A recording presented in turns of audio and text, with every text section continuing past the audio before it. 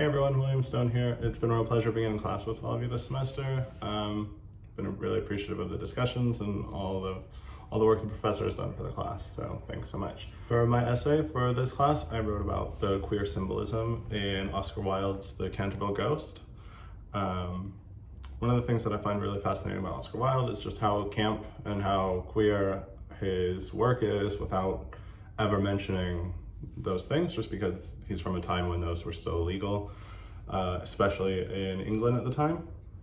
So Oscar Wilde was born in 1854 in Dublin, Ireland, then lived a lot of his time in London, where he was famously charged for gross indecency and served 2 years in hard labor in prison, after which he moved to Paris and died in 1900. The Canterville Ghost tells the story of an American family's humorous standoff with an old-fashioned ghost with a flair for costumes and theatrics. The American, Horace B. Otis, is also a minister, and his family purchased a mansion in England called Canterville Chase.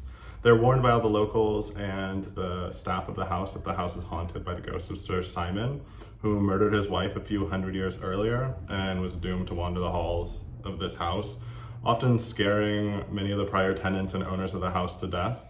The ghost's favorite spooking tactic, which is one of the things that I found the funniest, was to maintain a blood spot in one of the rooms, and that became kind of like a tourist attraction.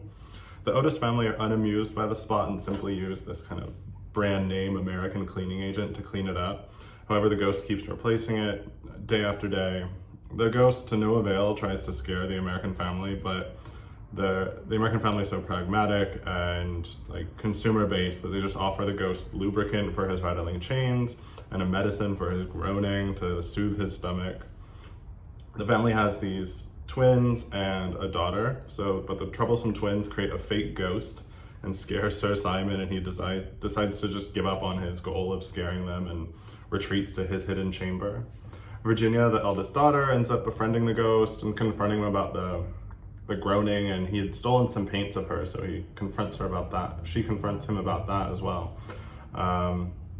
He was using the paints to maintain the blood spot in the carpet because blood was really difficult to come by. So she shows him kindness and sympathy and eventually helps him to cross over into a peaceful afterlife. The story is told from a third-person omniscient narrator, and it's like most of Oscar Wilde's other work, is filled with really like witty quips and jokes. My favorite being in this one, talking about the similarities and differences between the United Kingdom and the US. He says, "We have really everything in common with America nowadays, except of course language," which as someone that lived in both the UK and the US, I find most of my discussions with people from either side of the pond was always about how to pronounce a certain word like tomato or tomato and aubergine and courgette. A lot of symbolism in the short story. A lot of it had to deal with the American consumerism and their use of products and science and pragmatism to not even be afraid of the ghost. But I also found the story to be just quite queer and kind of about hidden identities and performance. The ghost, in his attempts to scare everyone, is always putting on these like elaborate costumes or doing silly things that he didn't really need to do, and just to try to like reach his goal of scaring them. And I think that kind of reflects like a queer identity, especially in Victorian England, where you have to hide yourself and act a certain way and live life a certain way. I mean, Oscar Wilde even married a woman and fathered 2 children, but obviously had relationships with men and loving relationships that she ended up going to jail for. I also viewed the character of Virginia as sort of a symbol of love and tenderness and gentleness that the LGBTQ community has always been fighting for, you know, whether it's even just tolerance or all the way up to, you know, total acceptance. And that's why she is able to help him cross over into the afterlife. I wrote, "She takes pity on the ghost and helps him cross over to a peaceful afterlife. The ghost asked her to weep for my sins because I have no tears, and pray for me, for my soul, because I have no faith. And then, if you have always been sweet and good and gentle, the angel of death will have mercy on me."